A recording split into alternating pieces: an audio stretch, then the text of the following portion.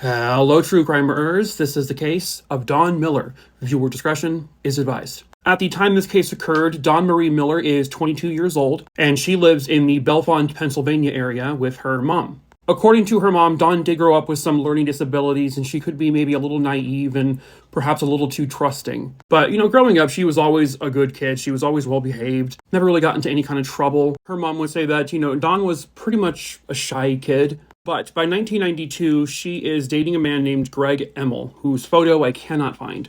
On October 24th, 1992, Dawn got into a little argument with her mom. So she leaves and then goes to Greg, her boyfriend's apartment.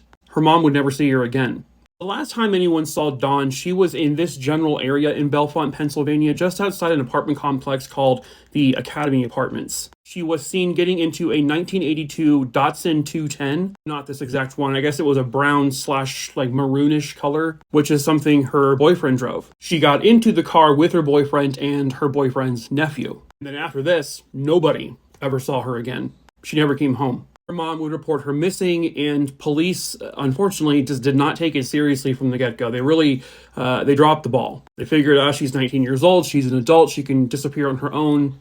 And it really took about a week or maybe close to 2 weeks before they actually started treating this as something that it actually is, an endangered missing person. The case was just doomed from the beginning. A new detective took over this case sometime around 2008 or so. When he opened up the file, it was like a page and a half long. That was it. Nobody did a damn thing when this first happened. So this new detective had to kind of basically start from the ground up. And they pretty much came to the conclusion that the boyfriend, Greg Emmel, was likely responsible for what happened to her. And so they interview him, and he denies having any responsibility. Police can't arrest him at that time because they don't have physical evidence. 6 months after they talk to him, he dies. He took his own life, which speaks volumes about this. Police then track down Greg Emmel's nephew, who was seen getting into the car with Dawn and Greg. He says, yeah, he killed Dawn. I was there when he did it. We pulled over to the side of the road where he murdered her and then buried her. He takes police to the exact area where he helped bury Dawn. Before they start digging, they have some cadaver dogs come in, and they're picking up the scent. And they literally pick up the scent exactly where he says the body was buried. They dig,